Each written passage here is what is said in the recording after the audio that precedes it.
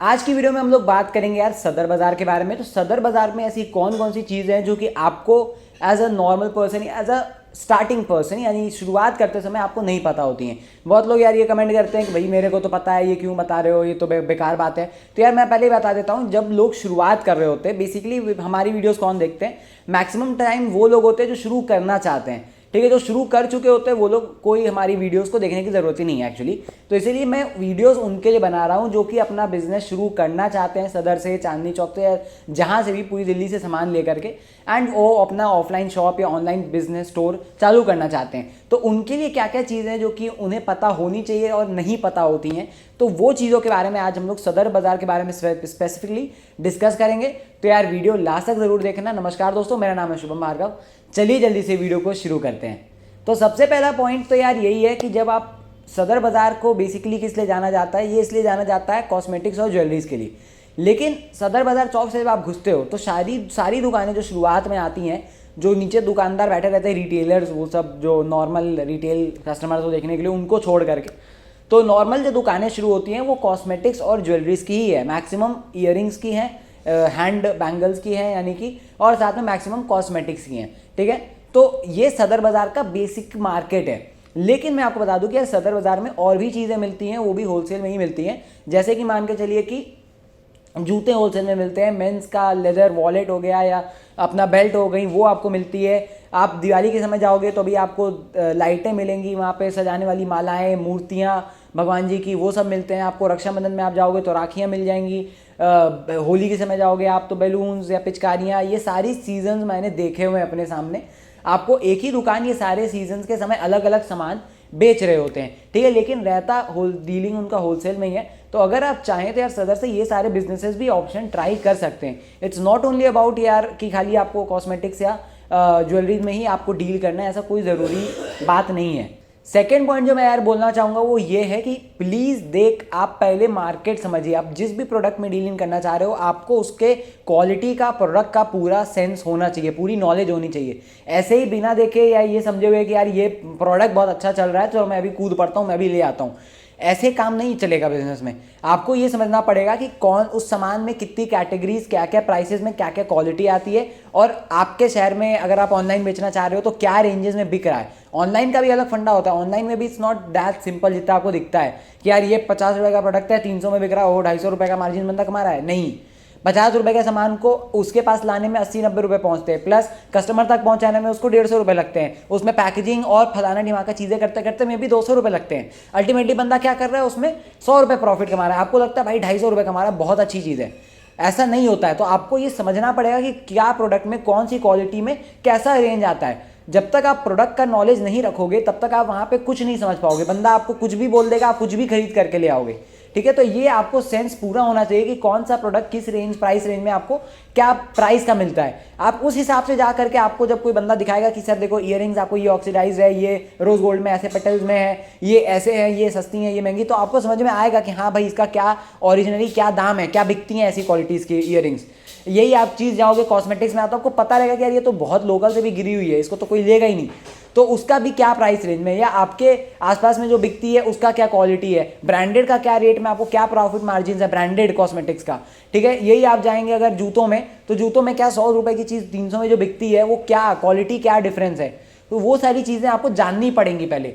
आप अगर खाली आप ऐसे ही कूद पड़ोगे कि भाई 100 का प्रॉफिट, 100 का प्रोडक्ट है, 500 में बिकता है, 400 रुपये का मार्जिन है, मेरे को कूद पड़ना चाहिए, तो आपको उसके पहले समझना पड़ेगा। आप अल्टीमेटली क्या करोगे, आप 300 रुपये का सामान ले आओगे उठा करके, समझ के कि भाई ये तो बहुत बढ़िया सामान है, अल्टीमेटली वो होगा 100 रुपये का सामान।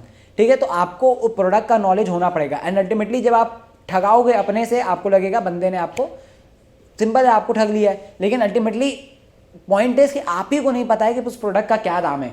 अगर आपको ही नॉलेज नहीं होगा तो यार सामने वाला आपको कुछ भी कर सकता है। ठीक है, तो इसलिए बेसिक फंडा यही होता है, ब्रेक इवन जल्दी क्रॉस करना चाहिए। हर बिजनेस का यही रूल है, ब्रेक इवन क्रॉस करना, यानी कि जितना भी आपने इन्वेस्ट किया है उतना जल्द से जल्द निकाल पाओ आप। ठीक है, तो वो फंडा हमेशा बिजनेस में होना चाहिए। तो ये दूसरा पॉइंट है जो कि आपको नॉलेज रखना चाहिए जिस भी प्रोडक्ट या जिस भी इंडस्ट्री में आप पैर रखने जा रहे हो। तीसरा पॉइंट जो मैं आपको बताना चाहूंगा वो है कॉन्सेप्ट ऑफ होलसेलर्स। ठीक है, आपको ये समझना जरूरी है, जब कोई होलसेल मार्केट में आप घुसते हो, वहाँ पे सब तरीके के लोग बैठते हैं। ठीक है, सदर बाजार में आप कभी जाओ तो ज़ोर ज़ोर से स्पीकर्स पे यही अनाउंसमेंट होता है कि अगर आपके आसपास में कोई आपको भुला फुसला के अगर आपको कहीं अंदर ले जाना चाहे उसके साथ में ना जाएं। तो ये इसलिए बोला जाता है यार क्योंकि शुरुआत में क्या होता था, आपको कोई भी बोलता था भाई ये सामान मैं इतने में दिला रहा हूँ चलो अंदर, आप अंदर गए, भैया आपका फ़ोन वॉलेट छिना गया, अब आप ऐसे ही रोड पे घूम रहे हो और उसके बाद बोल रहे हो भैया मेरे साथ तो चोरी हो गई। ठीक है, तो ये इसलिए ये चीज़ें होती रही हैं, इसलिए आज ये सावधानी बरती जाती है। लेकिन ऐसा नहीं है कि अब आप मार्केट्स में अंदर जाओगे नहीं, होलसेल मार्केट में जाओगे नहीं, बिलीव करना छोड़ दोगे कि भाई सारे तो चोर बैठे हैं अंदर, ऐसा तो नहीं है। तो होलसेल का मार्केट का कॉन्सेप्ट यही है कि वहाँ पे अलग अलग तरीके के लोग बैठे हैं। ठीक है, रिटेलर्स भी बैठे हुए हैं, होलसेलर भी बैठे हुए हैं। बहुत सारे लोग होलसेल में ही डील करते हैं, रिटेल में डील नहीं करते हैं। अगर आप कभी अंदर घुसो होलसेल मार्केट में, सदर बाजार में आप चल रहे हो, मेन मार्केट जो है वहाँ से आप अंदर घुसो तो इतनी सी गलियों में सारे दुकानें अंदर लगी हुई हैं। ठीक है, बहुत सारी, गांधी मार्केट में आप कभी घुसो इतनी सी गली में इतने सारे अंदर दुकानदार हैं। तो आप वहाँ पर आप जा करके रिटेल में नहीं मान सकते भाई ये 2 सामान दे दो। तो रिटेल वाले बाहर बैठते हैं और होलसेलर्स के ज़्यादातर जो केसेस होते हैं वो अंदर बैठते हैं। आपको अब अंदर आपको ये देखना है कि कौन सा बंदा कैसा क्वालिटी का सामान बेच रहा है आपको। ठीक है, आप बार्गेन नहीं करा सकते हो ज़्यादा क्योंकि जो होलसेल के लोग होते हैं वो मिनिमम पहले ही प्राइस सेट करके बैठे हुए रहते हैं। लेकिन अगर आपको लगे कि भाई ये क्वालिटी इस प्राइस पे डिपेंड नहीं करती है तो आप सामने से बोल सकते हो कि भैया ये इस प्राइस को सूट नहीं करता, मेरे को इतने में बिक रहा है मेरे शहर में, मेरे को कम रेट में चाहिए। तो बंदे से जो पॉसिबल होगा करेगा, नहीं करेगा आप दूसरी दुकान पर जाओगे, यही होगा। तो आप वहाँ पे आपको कोई नहीं बोलता कि भाई रुक जाओ 2 रुपए मैं कम करके दे रहा हूँ। जैसे रिटेलर की दुकान में क्या होता है कि आप गए, आपको पसंद, आपको लग रहा है कि भाई ये 100 रुपये ज़्यादा बता रहा है तो आप चल के जा रहे हो और फिर दुकानदार आपको बोलता है अच्छा भैया मैं दे रहा हूँ मैं दे रहा हूँ। यहाँ पे ये कॉन्सेप्ट फॉलो नहीं होता। आपको जाना है जाओ, रुकना है रुको, किसी को कोई मतलब नहीं है। आपको ये देखना है कि भाई आपको कौन सा प्रोडक्ट अच्छा लग रहा है, कौन से आपके बजट में, कौन से आपके क्वालिटी के हिसाब से आप बेच लोगे। ठीक है, और नोइंग कि उसके अलावा भी और कितने खर्चे हैं जो कि मैं अगले पॉइंट में बताऊंगा आपको। तो ये चीज़ें हैं होलसेल मार्केट के कॉन्सेप्ट की जो कि आपको समझनी चाहिए। ये नहीं ये सदर में ही नहीं, सारे मार्केट्स के रूल्स में ये फॉलो होती है। अब वीडियो को लंबा नहीं करते हुए यार मैं पॉइंट एक और बताना चाहूँगा जो कि है मार्केटिंग और सेलिंग का बिजनेस। ठीक है, ऑफलाइन ऑनलाइन 2 चीज़ों से आप अपना स्टोर खोल करके बेचते हो। ऑफलाइन स्टोर में क्या होता है, आपको अगर अपनी दुकान है, अपना घर है, आप नीचे खोल लिए, पैसे कम लगते हैं। दूसरों की है, बहुत ऑफकोर्स ही बात है, आपको पगड़ी या फिर मान के चलो आपको 2-3 महीने का एडवांस, सिक्योरिटी, रेंट, ये सारी चीज़ें प्लस स्टॉक में खर्चा, ये सारी चीज़ें देनी पड़ती हैं। तो अल्टीमेटली कॉस्ट बेयर ज़्यादा होता है। ऑनलाइन में यही चीज़ें कम होती है क्योंकि आपको कहीं ना कहीं मिनिमम टू मिनिमम एक्सपेंसेस लगने हैं, खाली मैक्सिमम आपको क्या लगने हैं, अपने स्टॉक पे खर्च करने में लग रहे हैं, जो कि ऑफलाइन में भी लगते हैं, ऑनलाइन में भी वही सेम चीज़ लगता है। लेकिन ऑनलाइन में क्या होता है, जब आप कोई प्रोडक्ट 50 रुपये का लेकर के आ रहे हो, आप उसे 60 में नहीं बेच सकते हो।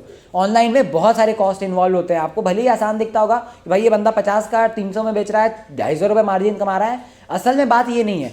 अमेजोन पे, फ्लिपकार्ट पे अगर आप ये चीज़ देख रहे हो कि 50 रुपये का सामान 300 में मिल रहा है, तो उसके पीछे का लॉजिक या कॉन्सेप्ट क्यों हो रहा है, वो चीज़ वो आपको समझना ज़रूरी है। अगर आप सोचोगे कि भाई मैं तो 50 का सामान 100 में बेचना शुरू कर दूंगा तो चलो मैं खरीद लेता हूँ, तो वो चीज़ें लागू नहीं होती हैं, क्योंकि आपको भी समझना पड़ेगा कि वो साइकिल कैसे चल रही है। ऑनलाइन का क्या साइकिल होता है, ऑनलाइन इन्वॉल्व्स मैं अपने प्रैक्टिकल लाइफ से ही बता रहा हूँ, प्रैक्टिकल जो मैंने किया हुआ है उसी के बेसिस पे बता रहा हूँ। इसके अलावा भी कुछ होता होगा, लेकिन मैंने जो किया मैं पर्सनली आपको बता दे रहा हूँ। पर्सनली क्या होता है, आप पहले अपना मान के चलो आप जो भी ब्रांड खोल रहे हो, स्टोर खोल रहे हो, ये आप नाम डिसाइड करते हो कहाँ आप खोलोगे, इंस्टाग्राम, फ्लिपकार्ट, अमेजॉन, कहाँ बेचना शुरू करोगे आप वो देखते हो। अगर अपनी वेबसाइट खोलनी है नहीं खोलनी है वो देखते हो, पैकेजिंग कैसे होगा वो देखते हो, ब्रांडिंग कैसे होगा वो देखते हो, डिलीवरी कैसे होगी वो देखते हो, प्लस मान के चलो बंदों के साथ अगर उनको पसंद नहीं आया रिटर्न्स कैसे होगा ये देखते हो, रिफंड्स कैसे होगा वो देखते हो। बहुत सारी चीज़ें देखने को ऑनलाइन स्टोर्स में। ठीक है, तो इसीलिए बहुत सारे खर्चे इन्वॉल्व होते हैं। आपको डिलीवरी को आपको 60 से 100 रुपये तक देने पड़ेंगे डिलीवरीज करवाने के लिए। प्लस मान करके चलो कि यार अगर आपको अच्छी पैकेजिंग है, अगर आप ब्रांडेड बनाना चाह रहे हो, कुछ सामान अच्छा बनाना चाह रहे हो, तो आपको अपने पैकेजिंग पे भी खर्च करना पड़ेगा, उसका भी कॉस्टिंग इन्वॉल्व होगा। तो अल्टीमेटली क्या है, वो 50 का सामान आप ही को 150 का पड़ेगा, एंड उसके बाद भी आपको अमेजोन और फ्लिपकार्ट को कमीशन देना पड़ेगा।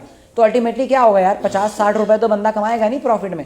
तो इसलिए वो 50 का सामान 300 में जा करके बेचता है। लेकिन ऑफलाइन में क्या होगा, ऑफलाइन में वो सामान आप 50 का आपके पास 80 का पड़ा, आप 100 में डायरेक्ट निकाल सकते हो।